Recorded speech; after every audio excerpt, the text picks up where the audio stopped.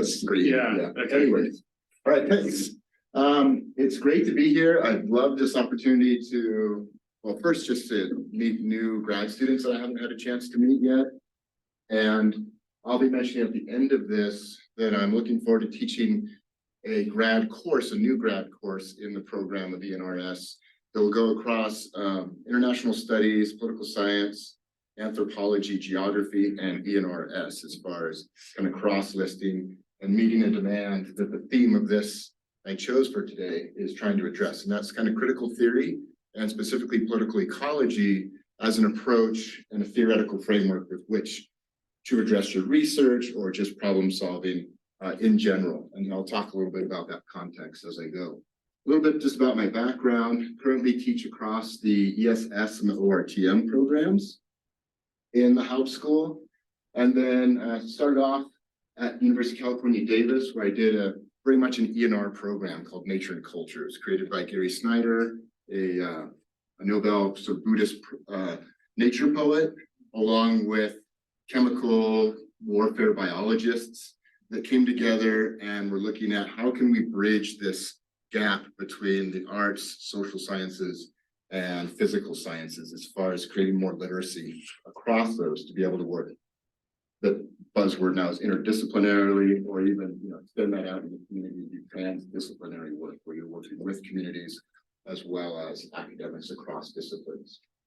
And then took a long hiatus, had a couple careers in between, worked down in South America on sustainable development, conservation issues in remote communities down in Patagonia. And then one of the mechanisms I was specifically working with was around tourism and recreation as a development tool in these remote communities.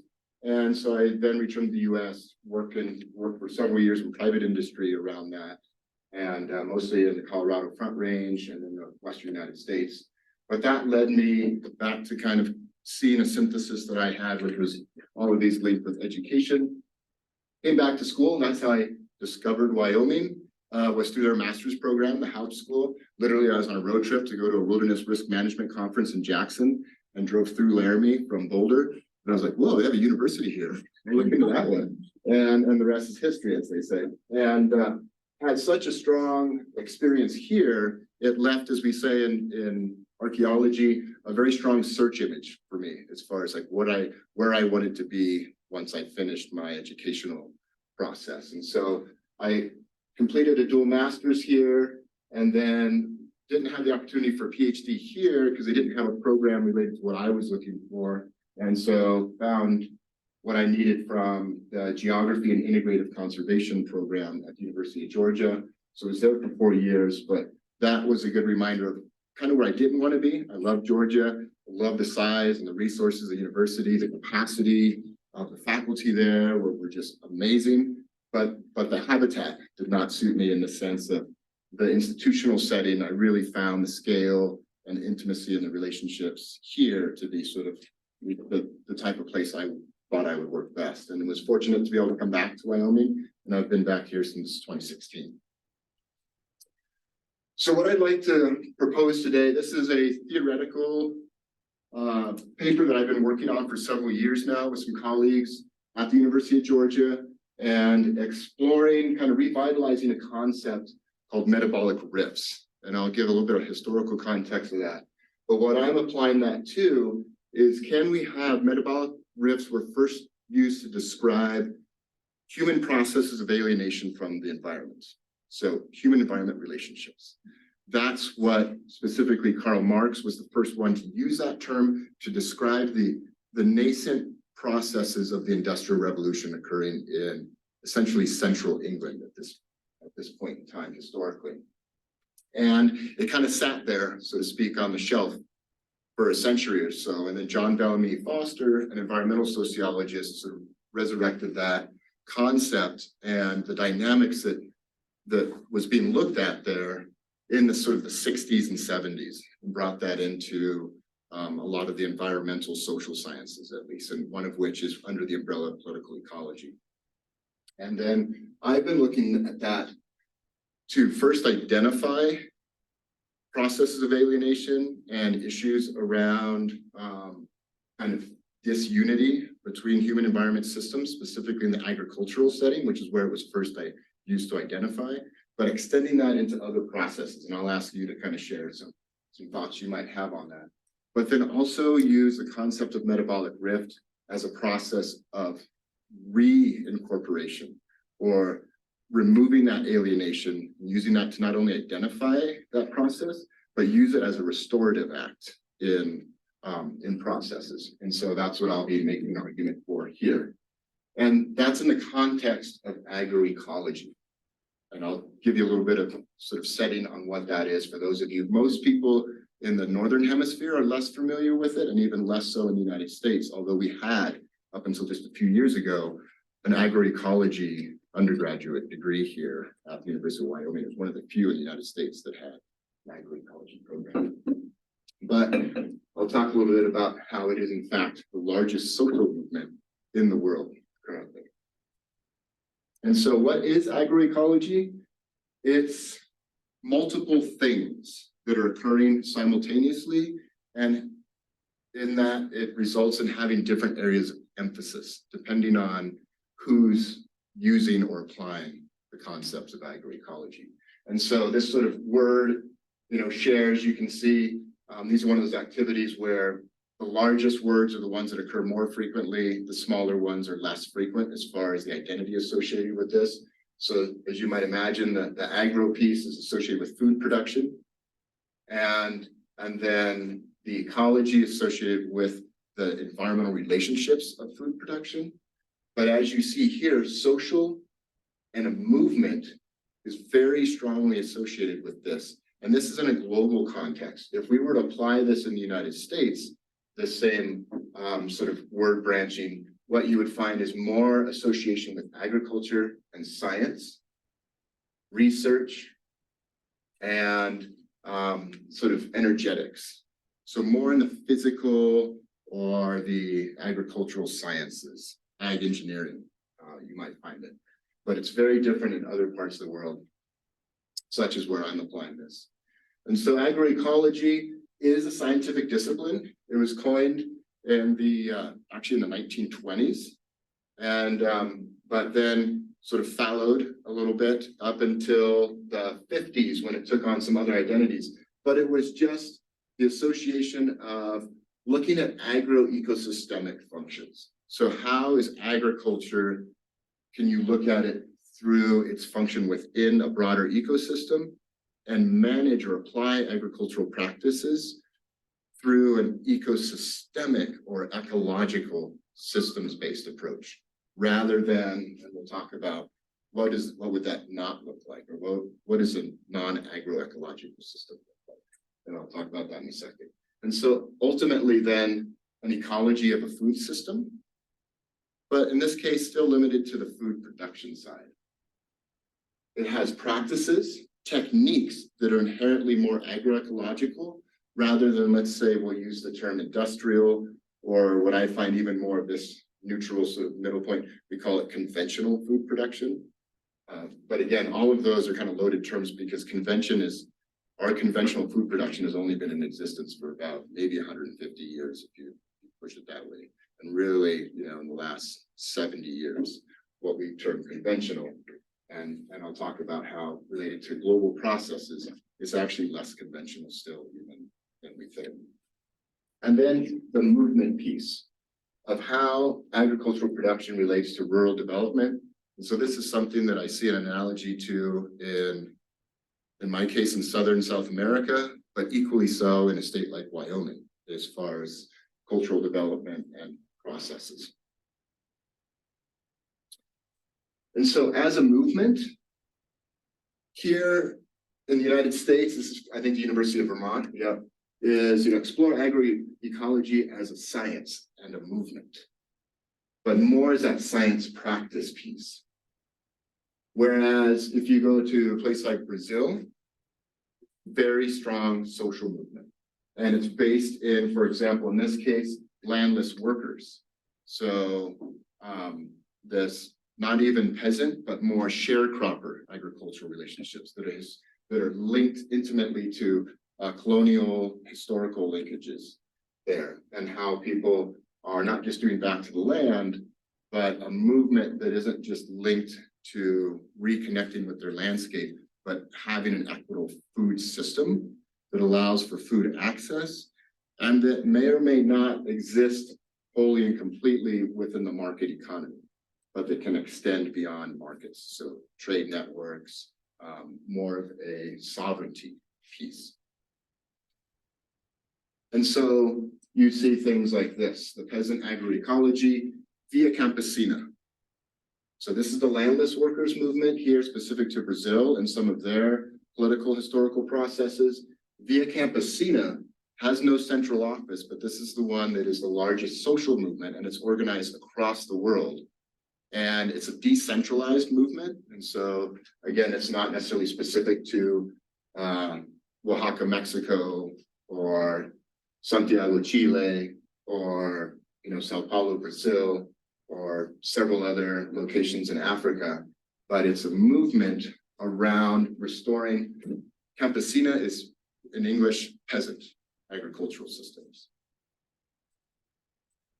And so now I want to get to the next piece here, and that is, well, if it's a movement, what is it moving against or with, or what is its reason to exist? And that is in response to the current revolution that we've been living in for several decades. And by revolution, it's a fundamental change in the power and organizational structure, and a very clear shift from one constitution, in this case, to another. Let's say, so one form of being. And by revolution in this case, I'm talking about this revolution. How many are you familiar with the Green Revolution? A little bit. How many of you would consider yourselves a green revolutionary? Part of the Green Revolution? What's that? We're all part of it, but it's not what it sounds like. Yeah. Yeah. And I find generational responses now, which is very interesting from what maybe when we were growing up, what the Green Revolution was that we learned about, and younger generations now, what they just associate those words together being of like, oh, it's this environmental movement. Am I an environmentalist? Because it's, there's green in there. But it's quite contrary. The Green Revolution, yes, we are all part of it. Unless you provide all of your food for yourself from sourcing it out in the wilderness or out in nature, you are part of the Green Revolution, right? The industrial food system is another way of saying the Green Revolution, okay? And so what was the Green Revolution? It was an organized movement, but a political movement by nation states organized through the United Nations Food and Agriculture Organization, the World Bank, right? It was a global process with which to, one thing, end world hunger. Let's just get us all to the point. At this point in the 1940s, it was 1 in every 3 people on average around the world was hungry, was going hungry every day, was not meeting their caloric needs. And so the Green Revolution was an attempt to first establish it in the industrialized nations to meet those needs, and then to expand that to other major centers of the world, specifically that had the highest population growth rates and that had, as you can see, a lot of colonial or historic ties to the industrial nation states. So those connections were already facilitated as far as providing machinery, chemicals, technology, education systems to these areas, and then later on, ideally, around to the rest of the world, to the outlying areas, to eliminate world hunger. That was, pretty straightforward goal, obviously very ambitious goal, not an easy task to accomplish. And so images like this, from a grain deficient nation to food security for all, right? And food security is specifically just addressing you're food secure if you meet your caloric needs on a daily basis. Not necessarily if you're producing that food for yourself, or if it's food that's specifically culturally appropriate to you.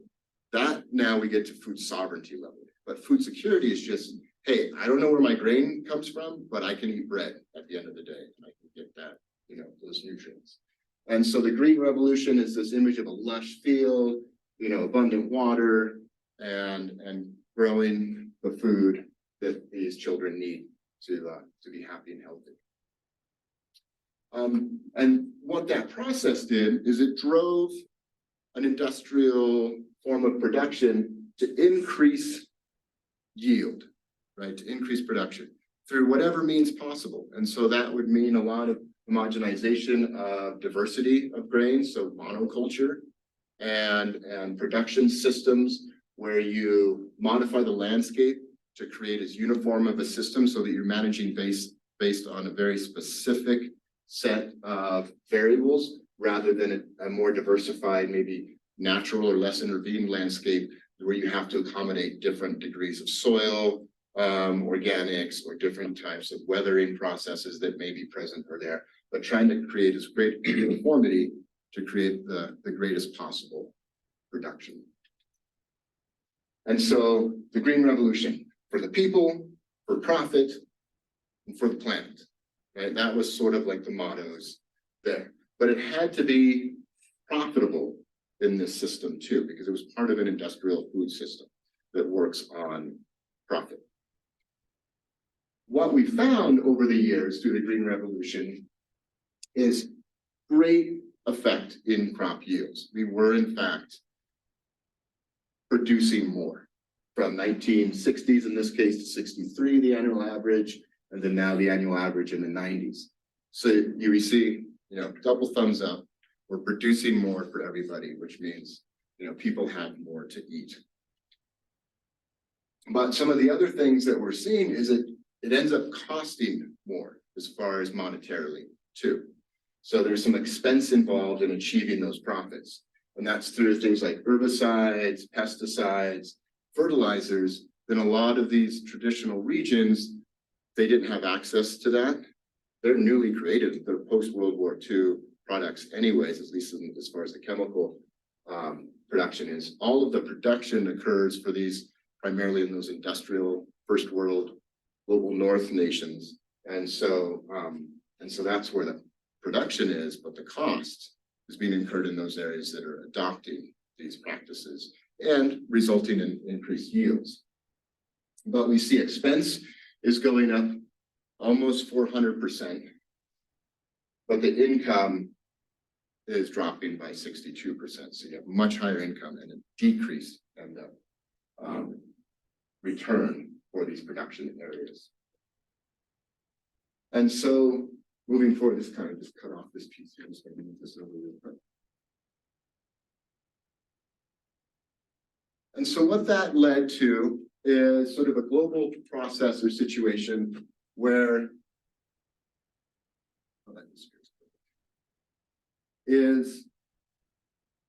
this is an example from an area where I've been living for a long time, where you have more of this production system, very manual, very labor intensive, small scale production, highly diversified products there. So there's over a dozen varieties of potatoes, right? The most boring sort of food you might imagine, in one sense, unless you've had some of these potatoes. But dozens of varieties right there in this single little unit. And converting that, oh, I forgot it.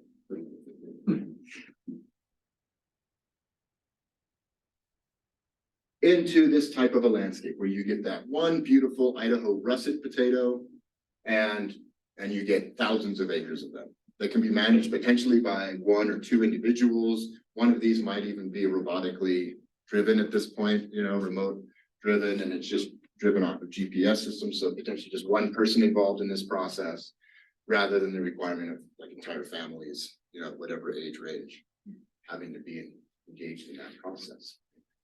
And so we see the disappearance of that former system, the traditional system, and the replacement of it with this highly more productive system there. And so the big picture that we see being addressed here is issues around production, agrobiodiversity. Production is increasing, agrobiodiversity is decreasing, and then we see a resiliency and sustainability issues start to arise as far as if these folks don't get their specific fertilizer, can they keep that system going without those external inputs, right? And so we had increased dependency on externality and a decreased resiliency or capacity on internalities, being able to function within an internal system, like an ecosystem. So that's a little bit about the big picture. To do a lead up here, took a little while. But setting up a conceptual framework to look at what's going on a little bit deeper in this process, because up until now, it sort of all sounds good on paper of like, okay, then we just got to figure out how to make this more cost effective for those parties that don't have the income necessarily to afford those inputs, those externalities, to continue increasing our yield, right? Where are we at as far as hunger in the world now? Have we solved, has the Green Revolution worked? Are we done with it? Are we moving on to the next thing? Still have about 1 in 10 people now, but is still 800 million people. So, a tenth of the world population. That's all of North America and all of Western industrialized Europe, population-wise, it's still going hungry every day. Okay? So we're not quite there yet. It's not a perfect system. And just thinking about sort of the roots, what's going on underneath. This is the organic layer in this particular field here. You can see it's several feet thick.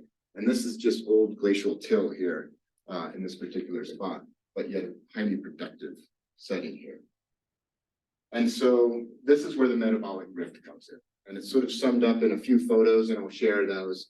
But we have this rural agricultural land here, and then we see another industrial process that's unfolding there just off the shores. But what does the metabolic rift itself do? As I said, it studies the sociological disruptions due to a double separation of both agricultural production from its biological relations and the producers, the farmers, from the social relations within their local systems. What do I mean by that? Well, let's go back to like 1860, middle of England, starting to industrialize. You're having sort of industrial centers or cities pulling rural population into those factories to work in that area. They need to be fed. And so you have the rural supplying sort of farmlands producing now, not just for self-consumption, right? Subsistence, but actually to provide surplus food, right, to the cities. That all sounds like a great idea. What Marx noticed though, and he wasn't, anything too hardcore of a biological scientist, but he saw landscape change in the fact that you were moving material from the rural to the urban in the form of food, right? Grains, to make bread with, vegetables to eat with, meat to consume in there to keep people going. But rather than this being a circular system like an ecosystem where your waste, your harvest, your spent materials go back into this production system, that's what they had done historically throughout humanity. Now those materials are accumulating in dumps or in the trash, so to speak. And he specifically, the one thing that he most identified, and I just think it's fascinating, is human manure, right? Because humans are now moving in this system. And so rather than producing, consuming, and pooping and leaving that material back in that would get recycled into the environment, they're going to the cities, they're living in the cities. That waste is coming from a rural environment, the production centers, but it's not recirculating back to those centers. And so he begins to see the first signs of a deficit process system here that requires externalities in order to replenish that system. And the other piece that happens here is the social relations shift now. People less and less have a direct relationship with their food production, and their food consumption becomes more of a detached process where you don't have a relationship. Well, where's my food produced? How is it produced? How are those people doing? How is the landscape doing? How is my relationship? And so this forms the initiation of what I would argue one of the stronger breaks that we've ever had historically in the human process with our environment, just with natural settings and an ability to comprehend and relate to natural processes. Anybody talk to a farmer, they have very intimate knowledge of the weather, the landscape, the biological processes there that are going on. Talk to an urban person, they're probably less likely to have those same similar relationships and identities that they have. And this leads to another component here, which is the agrarian question. That was formed by Karl Kautsky, another Karl, and what that was looking at was specifically the transformation of agrarian systems and through the exploitation and the alienation of both land and labor.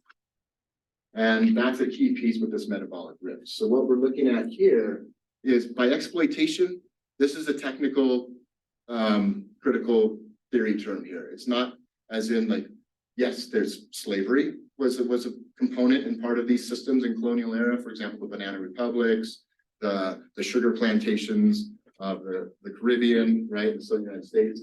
But the exploitation here is just technically the willingness to use your labor or your land, exploit it, and demand more of it than what you would otherwise use for your own subsistence production scale. We all exploit ourselves. I'm exploiting myself right now, my time, to be here, hopefully in order to get a paycheck at the end of the month to then buy the food I need because I'm incapable of providing myself with all the food I need, and being able to pay the gas to transport myself because I'm incapable of keeping my horse around or something like that can transport me otherwise, right? And so we all engage. That's why you're getting a degree, is so that you can add more value to how you exploit yourself, right? In a sense, more return on your exploitation. And so, in a simple sense, we all self-exploit, right? But we do it willingly, ideally, in our setting, right here, at least in the United States. But also then we get a certain degree of alienation that happens. So if you're a factory worker, you're exploiting yourself for a specific process, but then you're spending 8-10 hours a day, whatever, 5-6 days a week, or in Drew's case, in an office for 10 hours every day, working as hard as he can to do what he does, but then that doesn't leave him time to necessarily do some of the other things, right? And so that causes some alienation. And again, these are not negative words. These are just descriptors of specific processes that are occurring. I just wanted to clarify that. So that's Kautsky, a few decades after Marx's initial observations in the late 1800s. So how does this all tie to then the broader umbrella of political ecology? I'll just mention a few things about that. And what political ecology seeks to do is combine concerns of ecology and broadly define political economy. Political economy is those components that I just was speaking to. Things like the agrarian question. How is the peasant food production system being repurposed into an industrial food system, and thereby, just through that process, creating very specific aspects of alienation and exploitation, right, of the people, as well as of the landscape that's shifting to, and then also of the metabolic rift. Can anybody else think of something that you engage in currently? We talked about the food system here, that potentially has a metabolic rift in it. Metabolic rift is where the energy of the system is being influenced or intervened upon, and not in, say, rather than a closed system where things are returning into that system. Anybody think of any other processes that you engage in? Yeah. You're buying clothes. Yeah. Purchasing anything. Yeah, absolutely. So other parts of our material culture requirements, our food. I think of another one is our transportation system, right? Many of us, I love to get around on bike as much as I possibly can. That also has, externalities into it, but a lot of it is like, I say because, well, the more I bike, the more I get to eat.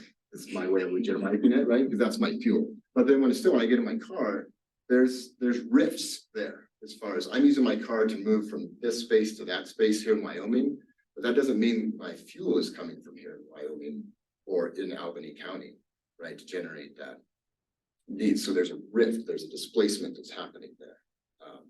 Just like the food that's going to an urban center, my fuel is coming from someplace else to come, to do that. So just thinking about transportation, construction, building materials for your house, there's some rifts. We're not all living in sod houses like the early, settlers were, that were working with the materials at hand here, for example. And so some three fundamental assumptions around political ecology is that changes in the environment do not affect society in a homogeneous way.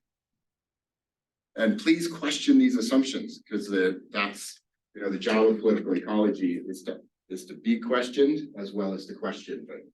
And so political, social, and economic differences account for the uneven distribution of costs and benefits.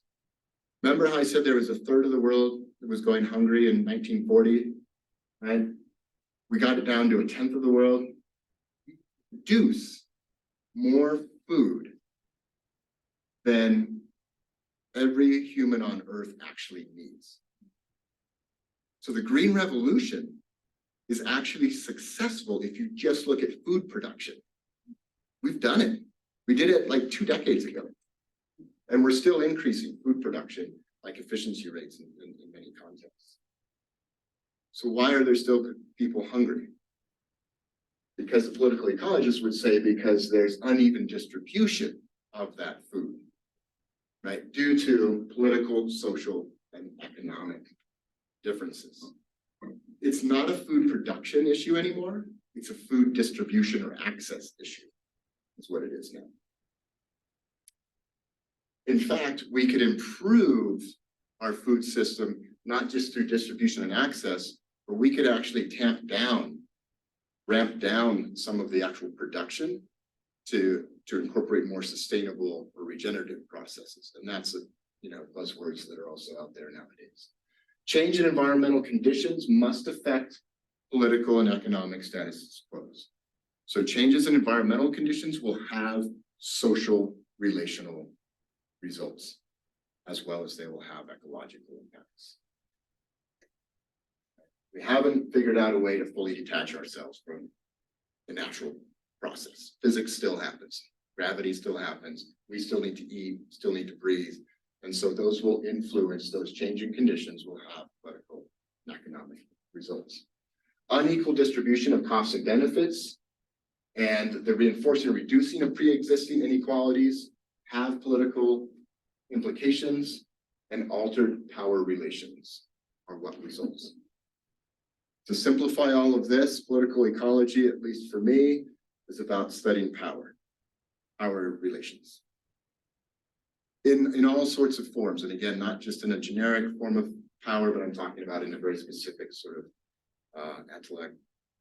academic, intellectual application of this, but in real world terms. And that's the last piece I'll just make, is that political ecology is a practice-oriented approach, right? It's not just theoretical, it's rooted in some of those theories that I just sort of softly introduced earlier on, but it's looking at how to inform policymakers and organizations about the complexities surrounding their environment and how development has occurred, and trying to inform a better environmental governance. Remember, this is specifically focused at that intersection of human-environment dynamics.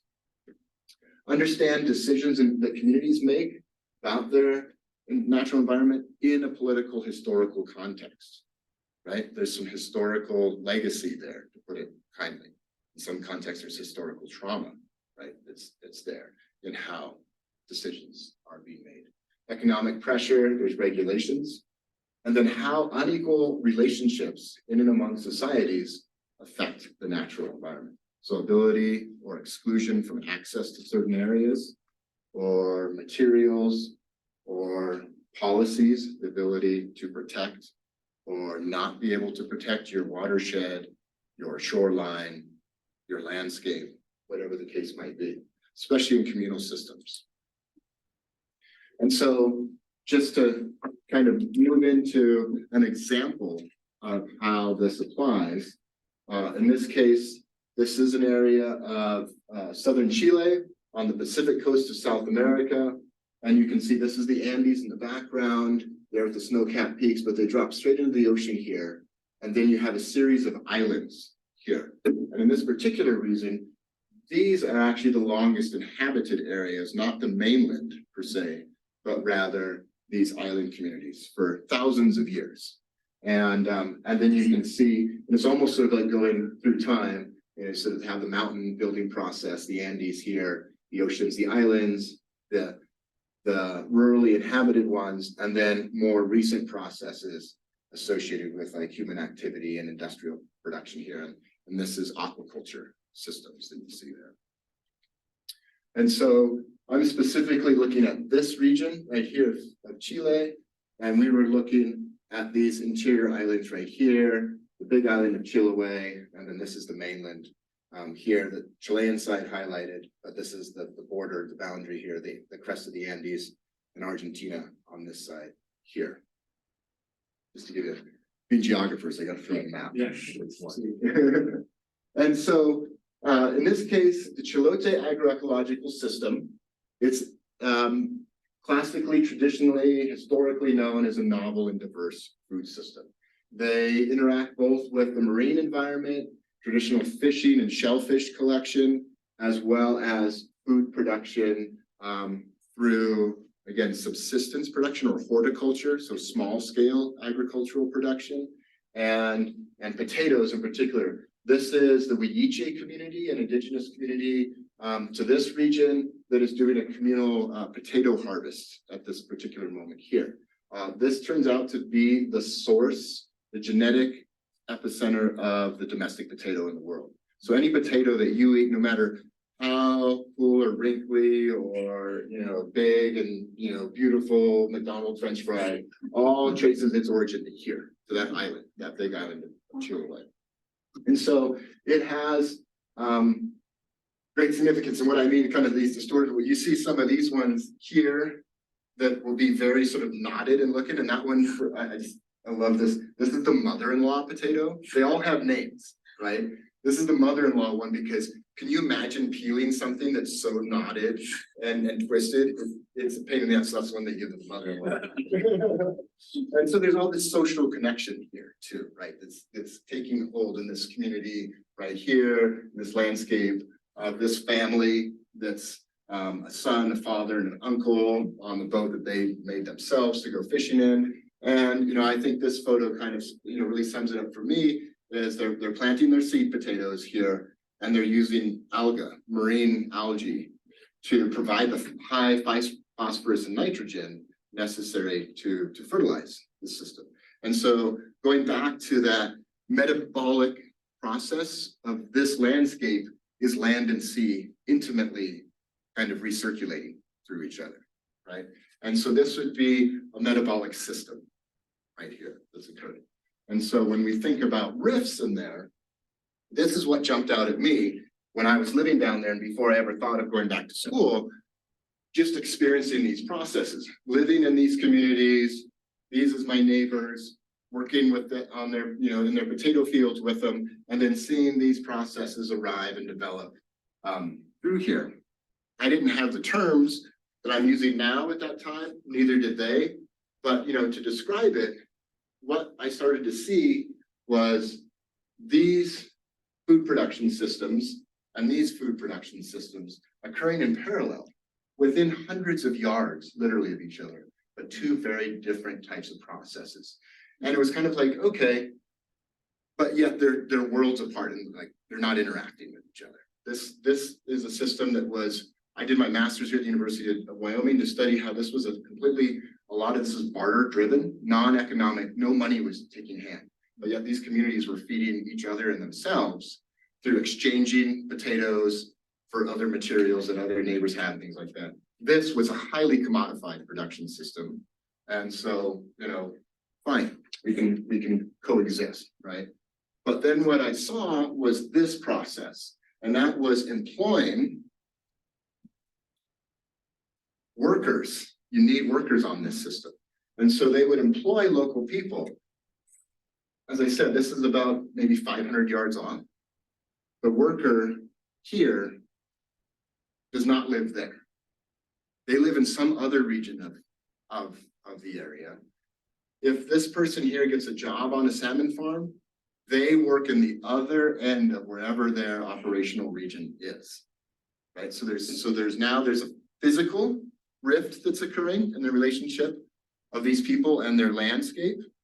And there's a labor alienation. So now they're working, this is 100% for export production. You don't consume these. It's illegal for these people. If one of these get out, this is private. It's like eating some rancher's steer off of their property, right? It's completely, they're breaking the law. They live right there. They're used to eating free. What's that? Is that salmon, I guess? And this is salmon. Yeah, this is Atlantic salmon, sorry. Yeah. And so the other thing that's happening is this marine system is now being influenced by. So there's 22 pens here. You can produce between, what is it, Emma? 50 to 80,000 salmon per pen here. And so it takes a lot of energetics to put into this system to maintain million easily salmon in this operation right here, in this small surface area. That influences the system below. Chile has become the #2 producer of farmed salmon in the world, this particular region. 95% of coho salmon is coming from Chile that you eat if it's a farmed salmon. And it peaked at 600,000 to 800,000 tons of fish per year, producing $4 billion worth of economy in that area. I like this National Geographic piece that they did on this, because thinking of like a metabolism or like a healthy organism or an unhealthy organism, to me, this sort of looks like a little bit of a disease that's sort of like affecting an area here. But it's this production process. What that does is it has many ways in which it affects the environmental metabolism here. And that's through the imported fish meal and fish oils that contain antibiotics, fish dyes, and other components in order to produce the fish.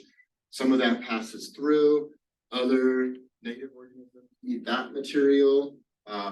You have these salmon to begin with are genetically modified organisms. Salmon aren't found naturally in the southern hemisphere, period. They're only a northern, high latitude northern hemisphere species. So they're completely introduced into a place like southern Chile or New Zealand, are two places. And then you get their own waste that accumulates here and influences the seafloor, shellfish, crustaceans, other components there. Sea lions, lobo marino is the name in Spanish, which is actually sea wolf. I think it's more appropriate because they have a similar relationship to some of the states in the West here about wolves, right? These are affecting their cattle, so they get shocked if they get, close or influence that.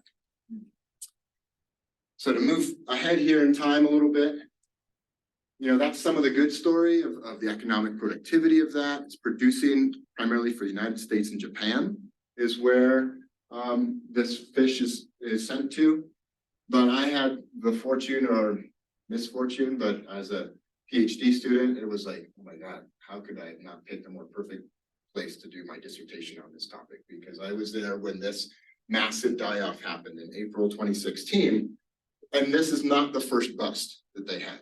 By bust, I mean a complete ecological systemic collapse that happened in some of the most pristine waters in the world.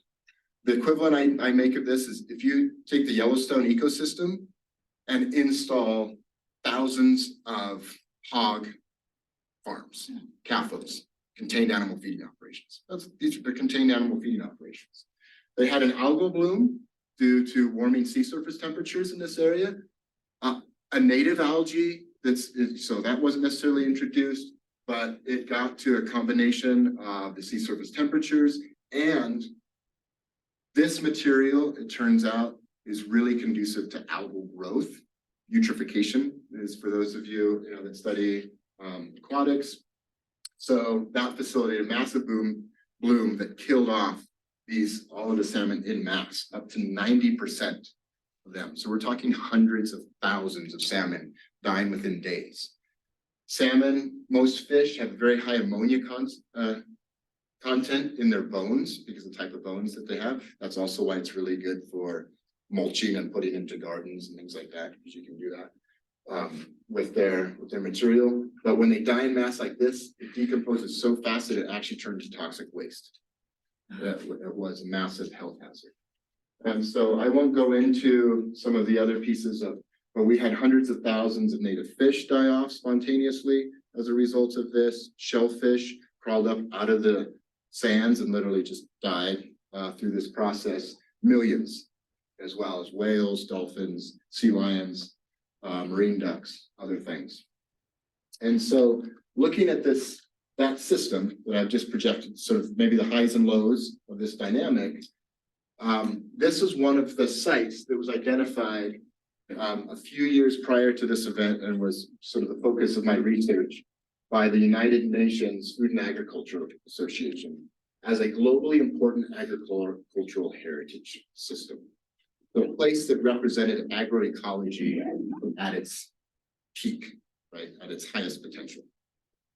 And so to identify and promote the conservation and sustainable development of biologically diverse, and they highlight this, that I did not do that myself, the UN did, the agricultural landscapes, in order to emphasize the fact that it's a food, but a cultural system.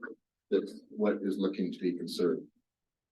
And so they have some priorities here. I'll skip through that, but looking at circular economies, cultural traditions, co-creation of knowledge, all of those components are essential to this process. Do you want to, I'm just going to give these to, are just you leaving, Jana? Yeah. You both are? Yeah, so I'll just hand those around. You have a couple minutes, is that it, Drew? Yeah, to I'm doing it at 12:50, so I know some people have to get to another class. Dang. So, Okay, yeah. You mentioned that, but right? I know, More for just like discussion purposes. yeah, I was gonna say, if people need to get to, but if you can't hang around, maybe Yep. we can let Rico wrap up. Yeah, and I'll just see who else is, folks are still here on. So I got these folks on still on. So. Okay. Right. And so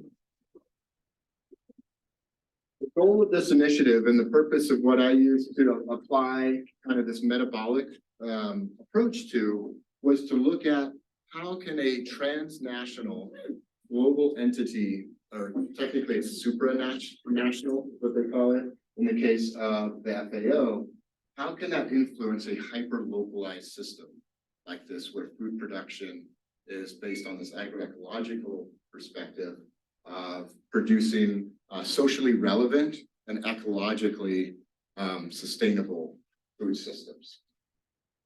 And so what that looks like in the field is it involves multi-generational knowledge. In this case, it's mestizo or mixed indigenous and Hispanic farmer family systems. It's very small acreage, just a half hectare to 4 hectares. Hectare is about 2 acres per hectare. Majority managed, in this case, it's very matriarchal in the system here, managed by women head of households.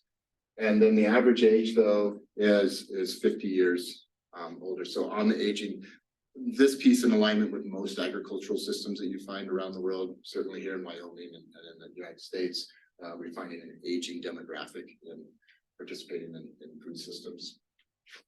And that's sort of the Minga, as we call it in Chiloé, or this collaborative shared energy where they will exchange day labor. So one family will go work on another family's farm to help harvest, and then that family will come to the former family's farm to help co-manage that. And so you get a very diversified landscape, very different from that one I was showing with the couple tractors in it, and a single monoculture. But there are 12 different varieties of vegetable, leafy green materials right in this plot here. That's sheep grazing land that's mixed with different kinds of agricultural products there. And so a very diversified landscape as far as also a diversified system. And so one of the things here was to support these practices in a way that did not directly drive them towards higher commodification levels, but rather to revitalize certain identity, cultural practices and associations with that. And that was through creating social networks where they shared their agricultural practice knowledge to keep that knowledge flowing in the community, so that knowledge of different varieties, what they preferred or didn't as far as just soil preparation, planting seasonality, and those kind of things continue to exist. So this is a seed swap here that's happening in one of the communities where they're each sharing different varieties that they all have. There's 300 different varieties of potato on this one particular island, for example, and so to keep those moving through the system. A lot of artisanía here, and so maintaining both the production pieces. These are all used natural dyes. The wool comes from the sheep in the community. And so, you know, many people on our island survive daily from the collection of marine products in the shore, such as shellfish and seaweed. And so also maintaining that marine connection that these islanders have, and how I mentioned how they collect the alga in order to fertilize their potato fields and things like that, as well as the shellfish, which contains calcium carbonate and other materials used to provide natural fertilizers to the system. When that ecological collapse happened in 2016, one of the things, and this kind of goes to now my conclusion in the last minute or two here, is seeing one, they were working on healing the metabolic rift through this global heritage conservation initiative, as far as that agricultural relationship with your landscape, maintaining those practices, restoring or resurrecting knowledge of different seed, plant types, the interactions, those components. But also what I would argue here is through that revitalization and the biocultural identity, the reinforcement process that occurred, was that we also saw a stronger identity as communities as a social movement that could manifest and organize itself. And so when you had the collapse of the salmon farms all around the shorelines of these islands, for example, these communities responded by locking down the entire island. And it's 100 miles by 50 miles wide, and it's the population center for this region. They went into complete lockdown. Nobody from the government, tourists, or otherwise could get on or off this island at that point. And then what they did is they took to the streets and they created soup kitchens on the Pan American Highway that goes right through this, that connected this island. And the communities got together and we just brought whatever food you had and you just made it for everybody. And that went on for 6 weeks. And it got international news, got the attention of the president and the Congress in Chile and things. But it said, you know, we see an urgent need to promote a responsible and cooperative agricultural activity, because what is this? Two dramatic worlds colliding here. The industrial food system occurring right offshore and this other traditional food system occurring. And that brought to their attention very much that one system for them appears very unsustainable on this one here, because they collectively relied on a lot of those local farmers that were still producing that. And so they use this to metabolize what I would say a social initiative, a biocultural identity, to educate, create awareness about ecological damage that they were experiencing, that they had seen happen going on, but just it never got to the point of like, okay, we really need to do something about this until this happened. See what people go back to the fields again and not destroy them as what happened to our sea, which was overexploited, in this case by the salmon industry.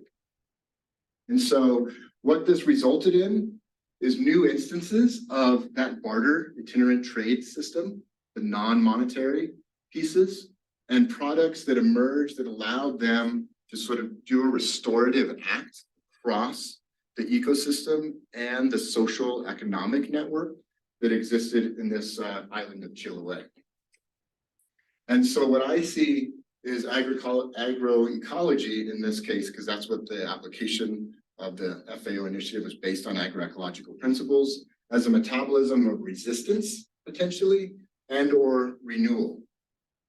Because capital is constantly seizing agriculture, right? And making old forms potentially untenable and creating the necessity for new forms, such as what I'm arguing that this is here.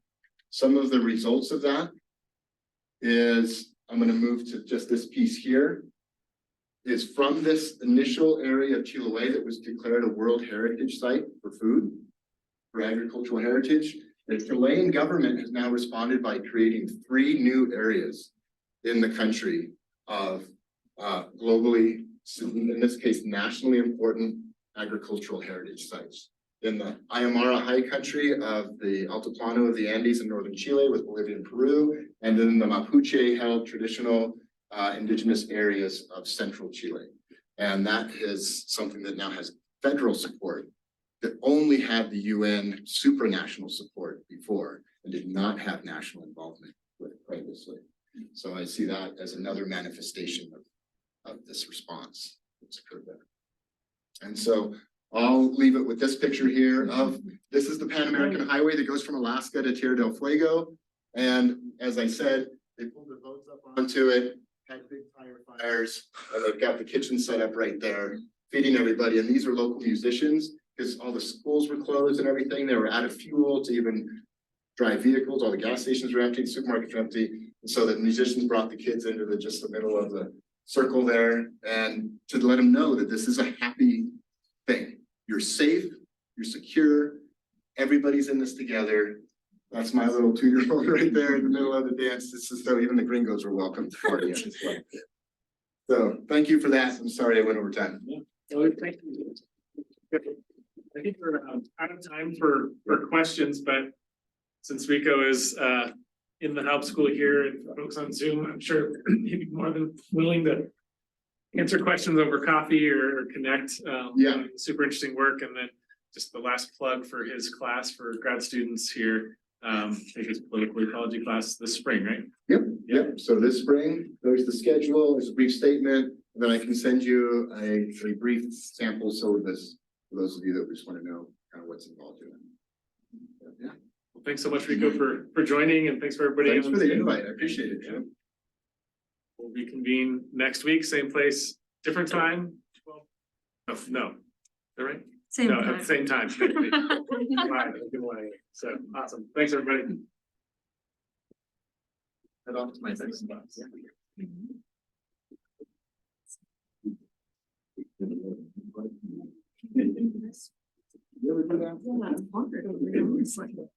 This is so interesting.